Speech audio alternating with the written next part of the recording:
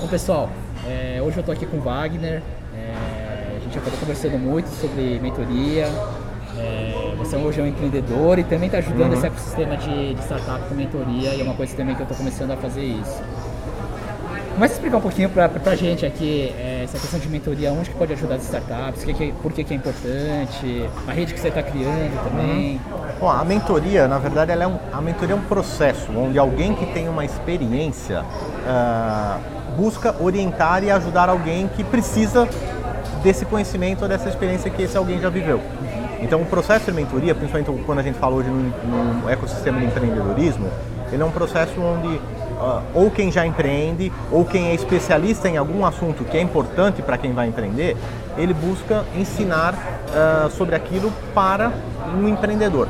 Então é muito comum hoje em programas de aceleração, ou mesmo nos ecossistemas de inovação, que você tenha mentores que atuam de forma voluntária. Isso é algo que eu defendo muito, que a mentoria tem que ser um processo que é alguém que quer genuinamente ensinar e passar um pouco da sua experiência para pessoas que estão iniciando ou que estão com um novo projeto empreendedor.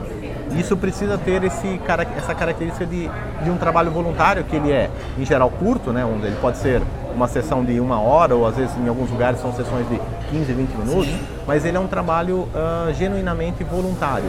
E que ele pode se estender, às vezes, por algumas rotinas semanais, mas ele é muito diferente de uma consultoria profissional, onde você vai contratar alguém que vai mergulhar no seu negócio e que aí é um trabalho remunerado. Ou seja, essa é a visão diferenciada, e que isso vem muito, tem muito a ver com esse processo que eu comentei contigo, que nós estamos nesse momento criando a Associação Mentores do Brasil, que é algo que nasceu há 2 anos atrás como uma rede informal que congrega em torno de 400 mentores no Brasil inteiro e que tem essa mesma linhagem de levar mentoria como algo de give back, de alguém que já passou algo na vida e que tem hoje o interesse genuíno de levar para as pessoas algo que ela conhece, que pode ser um conhecimento de finanças, um conhecimento de propriedade intelectual, um conhecimento de planejamento, um conhecimento de vendas, ou pode ser uma experiência de ter empreendido e ter aprendido com esse empreendimento.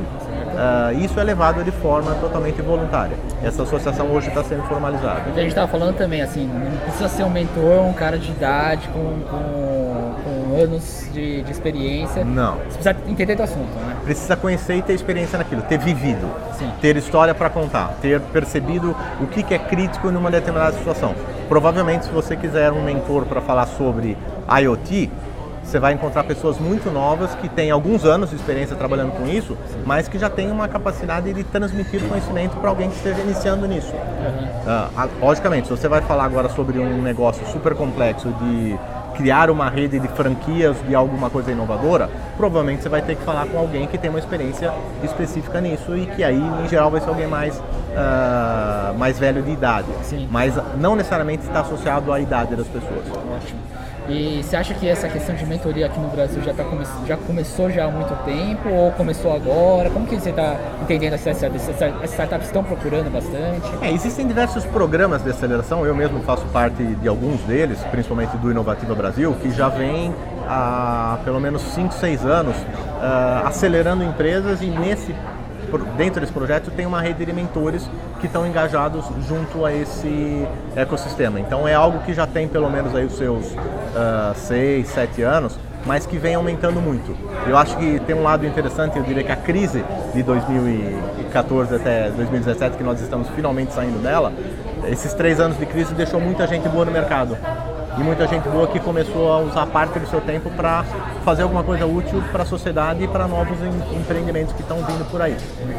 Isso criou muitos novos mentores, com certeza. Legal. Normalmente eu faço uma pergunta para a gente finalizar, para o pessoal conhecer o lado pessoal, que são as dicas. E a gente estava conversando um pouco sobre isso. Você não gosta muito de dar as dicas e eu queria que você explicasse por quê, que eu acho que eu achei muito interessante. Eu falei pro Ale que eu não acredito muito nessa coisa de uma dica aqui, outra dica ali, porque a gente vive num mundo hoje de informação onde a quantidade de informação e de informação boa que existe é absurda. Por outro lado, nós temos e esse é um assunto que eu particularmente fui estudar muito, que é o assunto de como é que funciona o processo de aprendizagem humana. E o nosso processo de aprendizagem humana, normalmente, ele é muito lento.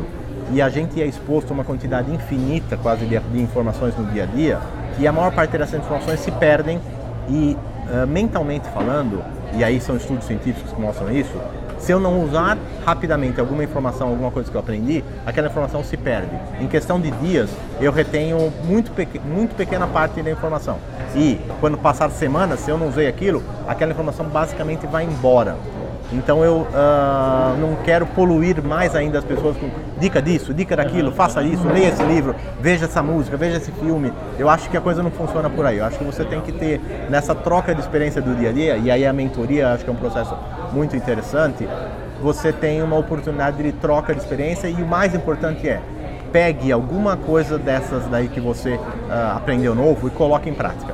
Comece a utilizar, comece a exercitar aquilo para que aquilo comece a criar novas conexões neuronais, falando tecnicamente, biologicamente o que acontece, para que isso possa realmente se traduzir em aprendizado ao longo do tempo. Porque senão foi apenas mais um bate-papo agradável, mais dicas que você ouviu e que você leu e que você não implementou na sua vida. E que não foi armazenado e que não gerou aquilo que a gente chama de memória de longo prazo. Eu gosto muito, só para falar num filme, tem um filme que eu indicaria para vocês, que é o filme Divertidamente. Porque o filme Divertidamente, ele mostra as emoções, como é que elas lidam no nosso dia a dia, mas ele tem um conceito muito interessante sobre as memórias. Tem a Riley, que é uma personagem que ela tem as memórias delas, que é um grande banco de dados distantes, que tem as bolinhas que estão em memórias.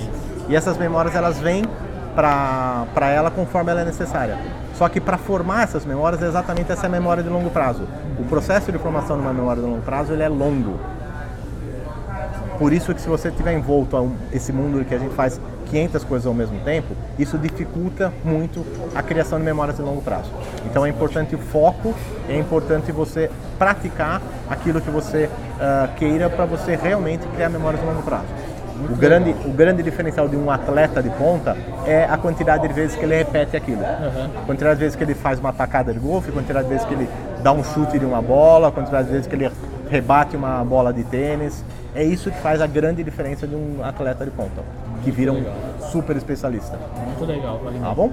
Obrigado, agradeço muito. Eu que agradeço aí. Eu acho que essa questão eu não tinha pensado dessa maneira, mas acho que é uma coisa para refletir realmente. Acho que e o filme acho que mostra muito isso, né? Sim, eu acho que foi no final assim uma dica, mas que valeu uma dica indo contra o meu próprio conceito. Não, mas ótimo. Obrigado. Obrigado a você. Valeu. Um abraço.